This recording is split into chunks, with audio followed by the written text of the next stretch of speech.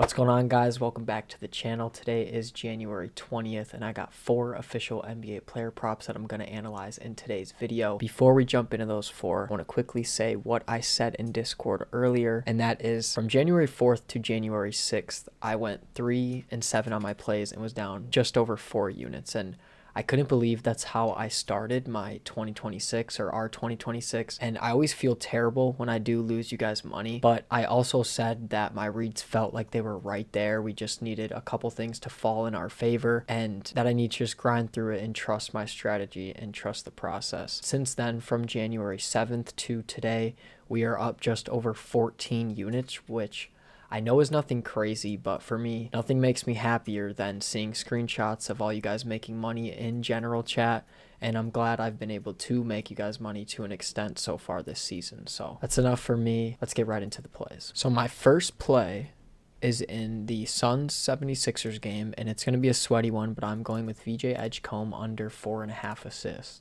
You can get this for -110 on DraftKings. That's the best price right now. But with Joel Embiid out, a lot of people will probably be on his over because his usage probably takes a big spike since Joel Embiid is out. But if we look at games without Joel Embiid, he's actually only gone over 4.5 assists in 4 out of 15 games, and he's averaging just under 4 assists, which does look nice, but that's not the reason why I specifically like this play. The main reason why I like this play is because Kelly Oubre is projected to play 30 minutes tonight, and when he's on the floor, VJ Edgecombe really struggles to rack up assists. If we look at games with just Kelly Oubre, it doesn't matter if Joel Embiid's playing or not, VJ Edgecombe is averaging 7.7 potential assists per game, which is very low for him to convert on 5 assists this game when the Suns are a top 5 team at limiting assists throughout the entire league. If we look at games without Joel Embiid, VJ Edgecombe is averaging just 6.4 potential assists per game. And if we look at both of them together, he's averaging 7.1. So I'd say a good median is 7 potential assists for today's game. So on the season, no matter who's active, who's healthy, if we set his floor to 5-6 potential assists because 7 is his average, and then set the ceiling to 9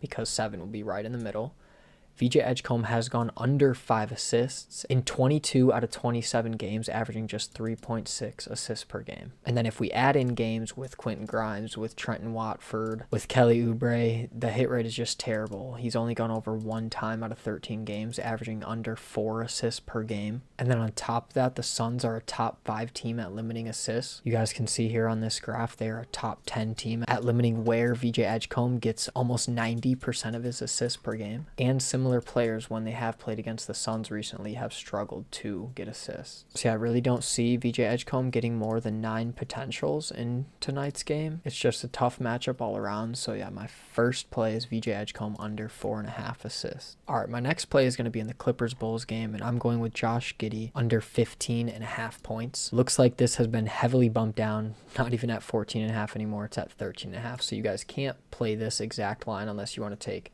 insanely juiced odds, but I sent this out to everybody at 15.5, and just looking at this graph, hit rate bettors wouldn't like 15.5. I mean, he's gone over in 23 out of 30 games, and he's averaging 19.5 points. Why would I take an under on 15.5? But this data doesn't tell the full story. Josh Giddey is fresh off a hamstring injury and is only projected to play 24 minutes tonight, as you guys can see right here. He was also just assigned to the Bulls G League team, then reassigned right back to the Bulls actual pro team a couple hours later, just so he could get an extra practice in with the G League team. So I do think he will play tonight. And yes, in games when Josh Giddey has played less than 28 minutes, he has gone under in all 3 games, averaging just under 12 points per game. But that's not the main reason why I like this line, because this is a very small sample size to trust. So I looked at games across the last 3 seasons when Josh Giddey has played 23, because his floor or projected minutes is 24, and I do not think he's going to be playing more than 31 minutes, so I'll set his ceiling to 31. And then if we add Kobe White,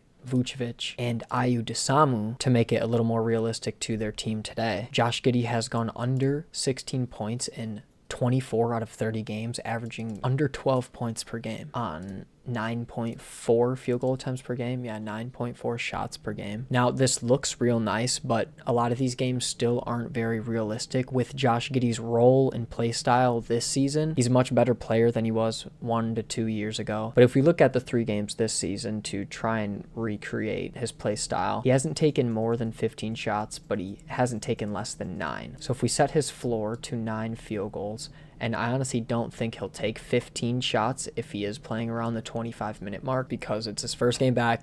He's on a minutes limit, coming off an injury, and there's still other players on this team like Matas, Trey Jones, Kevin Huerter, guys that are willing to take shots away from Josh Giddey's production. So I think that's a good ceiling, is like 14 shots. He's gone under 16 points in 15 out of 19 games, averaging around 13 points per game. And 13 points is what I believe to be a pretty realistic outcome for Giddey tonight. 13 to 14 points, 7 to 6 assists each. I think it'll be a solid return game, but I do not think he'll score 16 points versus a Clippers defense that's ranked as the 3rd best defense over their last 5 games, and I'm doing last 5 because Kawhi is out, so that includes the last couple games they've played without him. But yeah, my second play for today is Josh Giddey under 15.5 points. And that is why joining my VIP, you don't get too much different from free, paying the $5 per month, the 16 cents per day I like to say. But on days when I do post plays early and give them to VIP, you guys get crazy value like this, where I post plays at 15.5, and now they're at 13.5 at the time of my recording. But anyways, my third play is in the Wolves Jazz game, and I'm going with Anthony Edwards over 29.5 points. It looks like this has been bumped down to 28.5 because on the other side, the Jazz, Lauri Markkanen has been ruled out, so they're probably expecting this game to be closer to a blowout, but that doesn't really matter to me, because if we look at games where the Timberwolves have blown out the Jazz, Anthony Edwards has still scored 30 points in all of them over the last 3 seasons at least. And I don't really have to say too much about this play. The Jazz are terrible. We've targeted them so many times with good shooters. They're allowing the most points to Anthony Edwards' position. If we just look at bottom 10 teams, he's scored 30 points in, let's see, with this game he played like 3 minutes. Yeah, if we just take that game out, he's scored 30 points in 10 out of 13 games,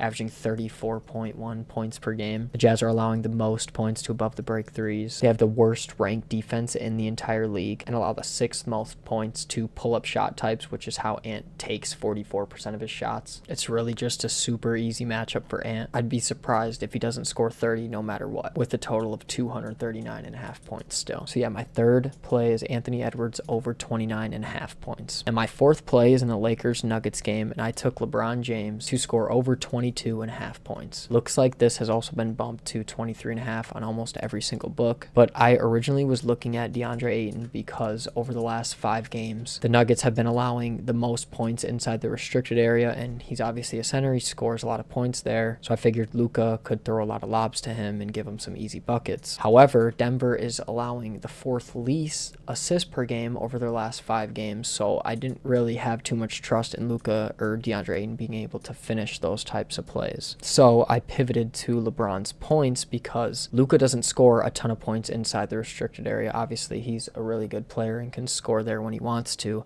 but LeBron scores almost 50% of his points there inside the restricted area. So I thought, he really hasn't been shooting the 3 ball too well this season. He'll probably be driving to the rim a ton since the matchup is so soft. And then I also saw that Denver is allowing the 6th most points to his position on the season, and this hit rate becomes a lot better without Austin Reeves and with Luka Doncic. He's over in 11 out of 13 games, averaging almost 27 points per game. And over the years, LeBron has had no trouble playing in Denver. In Colorado, I know a lot of players might struggle to adapt to the climate change. LeBron is not one of those people. He's 41 years old. He's been in Denver countless times, so I'm expecting him to be able to score 23 points tonight. But yeah, that is all I got for today's video. If you guys did enjoy how I broke down these plays or just anything about this video, make sure you leave a like, subscribe, and comment down below on how I can improve these videos, because I do just want to get better at this and I want to see you guys make money. But yeah, that's all I got. Have a good day.